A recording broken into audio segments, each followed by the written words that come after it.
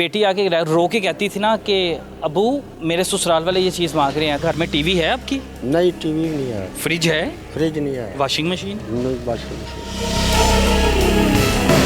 बस एक फ्रिज ही रह गई थी। पहले मेरे जेठ ने मुझे मारना शुरू किया, फिर मेरी जेठानी भी मुझे मारना शुरू हो गई। ये कान कैसे कट गया? किसने काटा कान? ये कान मेरे जेठ ने काटा है मेरा, एक खंखीर मार मार के चावलों वाले, और उसकी जो बीवी है वो दंदियाँ काटती रही है। गरीब की बेटियां रुल जाती हैं, क्या इनकी इज्जत नहीं है? सब कर पता अही तेरे नाल ही, तुम परेशान नहीं होना। ये बुजुर्ग बाप अब दाढ़ी से अंदाज़ा लें कि सफ़ेद दाढ़ी हो गया, लेकिन फिर भी जब बेटी आके रो के कहती थी ना कि अबू मेरे ससुराल वाले ये चीज़ मांग रहे हैं, तो बाप किस तरह चीज़ें पूरी करके देता था अपनी बेटी को? की ना है बुजुर्गों? जारज, जारज मेरा नाम। अच्छा, जारज नाम है। तो आपके अपने घर के हालात, घर में टीवी है आपकी? नहीं टीवी नहीं है, फ्रिज है? फ्रिज नहीं है, वॉशिंग मशीन? नहीं वॉशिंग मशीन। मुझे सिर्फ एक बिजली का कनेक्शन नज़र आ रहा है, और वो भी गैस वगैरह है घर में? नहीं गैस भी नहीं है? गैस भी नहीं है, सिर्फ बिजली का एक मीटर लगा हुआ है। मीटर लगा। मकान अपने? नहीं किराए थे। तो बेटी की ख्वाहिशात कैसे पूरी करते रहे? बेटी अगर फ्रिज मांगती थी, वॉशिंग मशीन मांगती थी, ताकि बेटी खुश रहे, थोड़ा थोड़ा बना के ते इकट्ठा कीता ते इन्होंने दे दिता, दे दिया। सारी जिंदगी की कमाई। सारी जिंदगी। बेटी फिर खुश नहीं रही? वो ना फिर खुश नहीं रहने देता था। नहीं रहने दिया? क्या मारने की वजह क्या? मारने की वजह तो कोई भी नहीं हैगी आंटी, इन्होंने बस वो जो सहरा है वो लड़ाई पवा छड़ता है। वो बड़ा मुंडा जो उनके नाल सट रहिंदा, वो बड़े मुंडे तीनों गल पवा दिंदा इनके। ये वॉशिंग मशीन जो आप जहेज इन्हें देते थे, खुद मांगते थे मुँह से? नहीं वो फ्रिज एक जी फ्रिज सी ना वो रह गई, बाकी पहलों दे दिता ही, उदों फिर इन्हें फ्रिज तो गल्लां गुल्लां कीतियां। वो कुड़ी आ के रोई रोई, वो मुंडा वड्डा आखन लगा कोई गल नहीं अबू मैं लैके दे देना, मैं किस्तां दित्ती जांगा। आप किस्तें देते? फिर किस्तां सारियां उन्दियां ता कीतियां। घर में खाना होता था पूरा आपके? घर च खाना इसलिए कभी अच्छी चीज़ तो इन्नी ज़्यादा नहीं खाई दी, रोटी सुक्की ते बस मिर्च लून नाल आपदा सब्जी माड़ी मोटी बना के उनके नाल गुजारा कर। ये कहाँ से मिल गया था? रिश्तेदार थे कोई? कहाँ पे शादी कर दी बेटी की? वो बड़ी ने तो उदों जो मत्थे लगे है ना, उदों बड़े शरीफ लोग लगते, बड़े अच्छे लोग लगते, साल पूरे अच्छे रहे ने, जिन्ने चਿਰ शादी नहीं हुई। जब शादी हो गई उस बाद तू कौन तो मैं कौन, बदल गई? बदल गया। क्या करते रहे? रोजाना मारते थे? नहीं रोजाना नहीं, 2-4 महीने बाद लड़ाई झगड़ा करना वाह मार कुट के ती कर देते थे। वो आज भज के आउंदी बेचारी, फिर मारी जा फुल्ला तरह पाली होगी ना? हाँ जी। ती ये सब तो बड़ी मेरी बेटी है। कभी कांटा भी नहीं चुभन दिता है? ना जी, मैं तो इतों तक ਇਹਨੂੰ ਤਲੀਮ ਵੀ ਦਵਾਈ बेचारी बच्ची ਨੂੰ ਆਪਦੇ ਮਿਹਨਤ ਮਜ਼ਦੂਰੀ ਕਰਾ ਕੇ 10 ਪੜੀ बेटी, ਜਿਹਨੂੰ ਕਦੀ ਕਾਂਟਾ ਚੁਭਨ ਨਹੀਂ ਦਿੱਤਾ, ਹੁਣ ਚਿਮਟਿਆਂ ਨਾਲ ਕੁੱਟ ਖਾ ਕੇ ਆਂਦੀ। ਚਿਮਟੇ ਨਾਲ ਚਮਚੇ ਨਾਲ ਜਿਹੜੇ ਚੌਲ ਪਕਾਈ ਦੇ ਉਹਦੇ ਨਾਲ ਖਮਖੀਰ ਨਾਲ ਕੰਨ ਵੜਤਾ? ਕੰਨ ਵੱਟਤਾ, ਪਿੱਛੋਂ ਹੀ ਕੁੱਟ ਕੀਤਾ ਹੋਇਆ। ਕੰਨ ਕਿਨੇ ਵੱਢਿਆ? ਇਹ ਉਹਦੇ ਜੇਠ ਨੇ। ਤੇ ਹੁਣ ਬੱਚੀ ਕਿਸ ਹਾਲਤ ਚ ਘਰ ਆਈ ਸੀ? ਘਰ ਤੋਂ ਬੁਰਾ ਹਾਲਤ ਸੀ। ਇੱਥੋਂ ਅਸੀਂ ਤਾਂ ਫਿਰ ਮੋਟਰਸਾਈਕਲ ਪਾ ਕੇ ਦਵਾਲਾ ਥਾਣੇ ਲਗਾਏ, ਥਾਣਿਓਂ ਅਸੀਂ ਫਿਰ ਉਹਨਾਂ ਅੱਗੇ ਤੌਰ ਤੱਕ ਜਰਨਲ ਲੈ ਜਾਓ, ਇਹਦੀ ਪੱਟੀ ਛੱਟੀ ਕਰਾ ਕੇ ਲਿਆਓ, ਉੱਥੋਂ ਦਾ ਸਾਰਾ ਕਰਾ ਕੇ ਲਿਆਓ, ਪੁਲਿਸ ਲਾਈਨ ਵਾਲਿਆਂ ਕੋਲ ਸਾਨੂੰ ਭੇਜੀ ਉਹਨੇ, ਉੱਥੇ ਹੀ ਗਏ, ਉਹਨਾਂ ਅੱਗੋਂ ਕਰ ਕੁਰ ਕੇ ਤੇ ਉਹਨਾਂ ਆਖਿਆ ਵੀ ਜਾਓ ਪੱਟੀ कराओ जा। किधर है बेटी? किधर है? बेटी अंदर है। आजे। अच्छा, बेटी के पास चलते हैं, और वो बुज़ुर्ग आ जाए बुज़ुर्गों, हमें बुज़ुर्गों का एहतराम है, लेकिन मेरे ख्याल से कि घर में अगर ये घर की मैं हालत भी दिखा दूँ, बहन मेरी मैं आपके पास आ रहा हूँ, ये घर की हालत देख लें, ये स्विच जिस तरह इन्होंने लगाए हुए हैं, और इस घर की हालात देख लें कि ये मकान भी रेंट पे, और ऊपर अगर मैं छत दिखाऊं तो छत जो है वो भी वो क्या कहते हैं टीआर वगैरह गार्डर वगैरह की है, और मुझे यहाँ ना तो कोई एलसीडी नज़र आ रही है, ना टीवी नज़र आ रहा है, कोई सहूलत नज़र नहीं आ रही। खिदर सारी दिखा दे ज़रा, ये तस्वीरें सिर्फ मुझे नज़र आ रही हैं जो दीवारों पर चिपका की हुई हैं। बुज़ुर्ग आ जाए, कोई कुर्सी वगैरह नहीं है? कुर्सी नहीं है, फिर इधर आ जाए। तुसी बेटी ना बैठो, तुसी बेटी ना बैठो, बहन मेरी आगे हो जाए, बेटी ना बैठो, मैं इतने बह जाना। नहीं आप बैठे, आप बैठे। ये टेबल ठीक है, मजबूत है ना?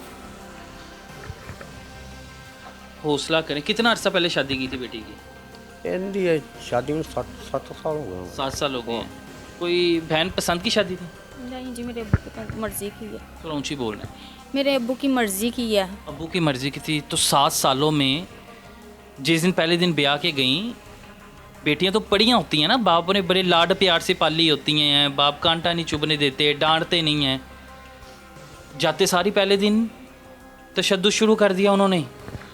ये फ़ोन पे भी अक्सर अपनी दूसरी बहू का नाम ले लेकर अभी चढ़ाते रहते थे कि जी उसका फर्नीचर ऐसे आया है, उसका चीज़ें ऐसे आई हैं, ये वो इस तरह के। जताते इस वजह से थे कि तुम्हारा बाप भी भेजे ये चीज़ें। हाँ, इनके साथ भी जब जाते थे ना तो इनको भी कह देते थे हमारी दूसरी बहू का बड़ा ज़्यादा सामान आया है।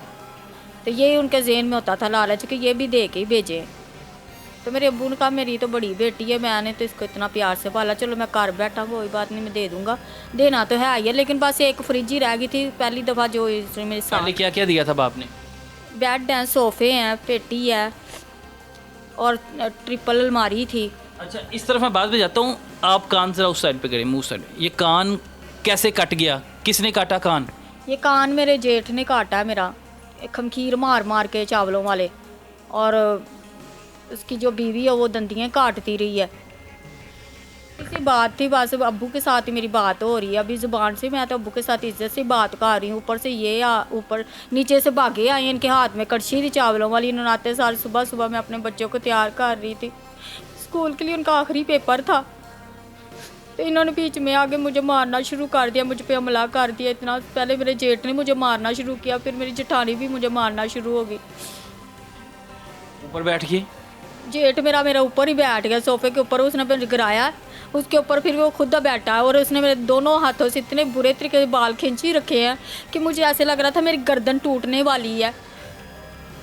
कोशिश कर रही थी बचाने को, लेकिन इतना जोर तो नहीं था। नहीं, मेरा जोर ख़त्म हो चुका था, मुझे ये चोट का भी अंदाज़ा नहीं था रह गया कि इसमें चोट लग गई है कि नहीं लग गई। कान कटने का भी नहीं पता? नहीं, मुझे कान क्या मारते रहे थे कान पे? यही बस मुझे दंदियों की दर्द, और वो खमखीर जो खड़ा होकर मारता रहा, फिर बैठ के उसने मेरे बाल इतने ज़ोर से खींची रखे कि गर्दन मेरी उसने ऐसे लगाई रखी है नीचे, और मुझे ऐसे लग रहा था अब मैं ख़त्म हो चुकी हूँ, बस आखिरी सांस है और गर्दन टूटने वाली है। ज़ाहिर वो मर्द है, मैं औरत हूँ। किसने बचाया फिर मेरे हस्बैंड ने मुझे बताया कि बयान दे, तो उसके पीछे से गर्दन पकड़ी जब मुझे पता चला। खावत घर ही था? घर सो रहे थे, उसके बाद उन्होंने इतना लड़ाई झगड़ा हो गया, उसे पता नहीं लगा? उनको जल्दी नहीं पता, आवाज़ नहीं पहुंची। जब वो आए हैं फौरी तौर पे वो कह रहा था, मैंने उसको भाई को पीछे से पकड़ा है। जब मैंने देखा वो भी पागल हो गया एकदम देख के कि ये क्या हो रहा है, तो उसने फिर जल्दी वो पीछे से उसकी गर्दन को खींचा है कि इसका भाई के हाथ छूट जाए, क्योंकि आसिया न ढाल हो गई है नीचे। फिर उसने मुझे छुड़ाया, तो मैं जैसे ही उसने मुझे छोड़ा, एक दफ़ा सोफे पे दूसरी साइड पे गिर गई हूँ, क्योंकि मुझे समझ मेरा जिस्म ख़त्म हो चुका था।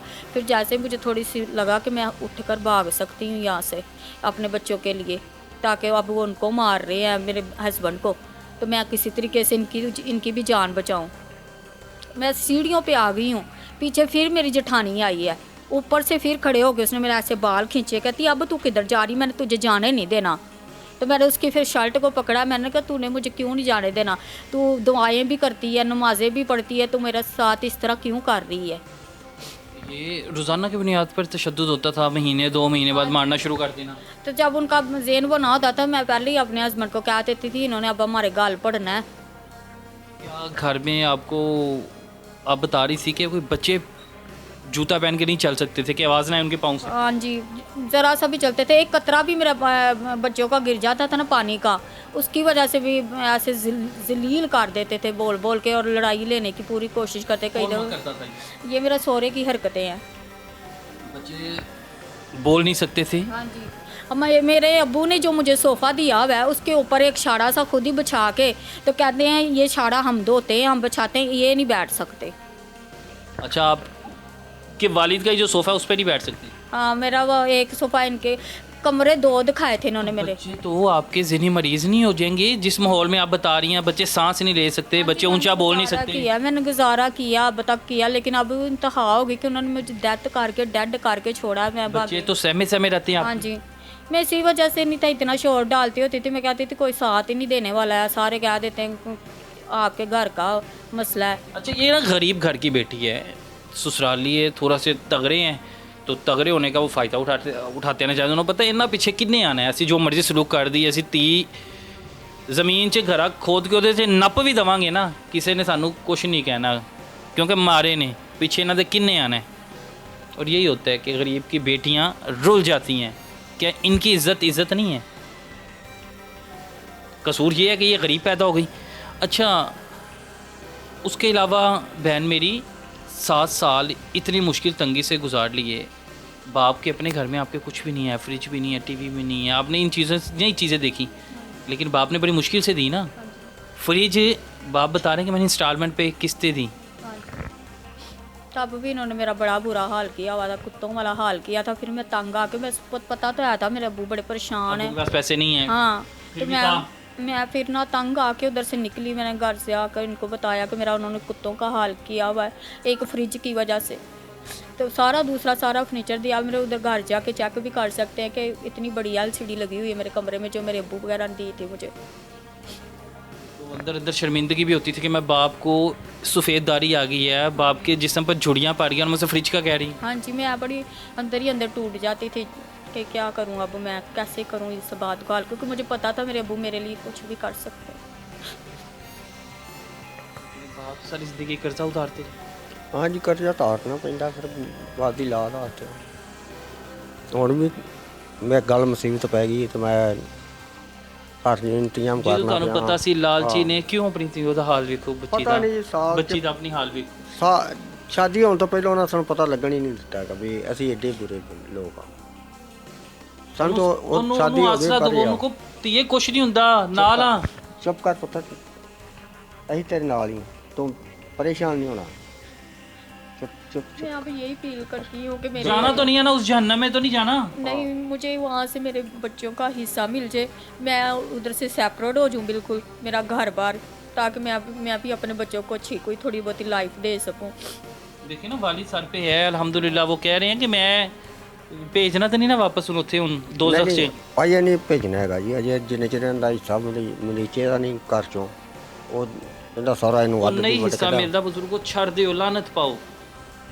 कुड़ी ते जिंदा रहे, खुदा ना खास्ता कुड़ी नूं कुछ हो जांदा, और फिर साडा तो कुछ भी नहीं सारी जिंदगी रोना सी। हाँ जी, कुछ भी नहीं सी। कई वाकये वेखे ने ना कि कुड़ियां मार देंदे ने, मार देंदे ने। हाँ जी, मैं कुछ भी नहीं दिंदा माँ बाप। आप अपने बच्चों का सोचो, अगर खामद आपके साथ ठीक है तो खामद को किराए पे मकान ले ले, मुझे वहाँ पे खुश रखे, इससे पहले कि आपके साथ कुछ गलत हो। FIR करवाई है? हाँ जी करवाई। क्या बना? वो बना जी ये भी अजे वो इनते सहुरे नूं बिठा लिया ਸੀ ਠੰਡਾਰ ने, वो थोड़े दिनों बाद उन्हें बाहर कट छड्डिया। आ गया, बेल हो गई। तगड़े हैं ना, अरेस्ट होने के बाद मेरी समझ से बाहर है कि वो बेल करवा के बाहर आ गए हैं। और ये गरीब बुजुर्ग अभी अपनी बेटी के साथ बैठा है, इंसाफ के लिए मिन्नतें कर रहा है और रो रहा है कि हो सकता है कि मुझे इंसाफ मिल जाए।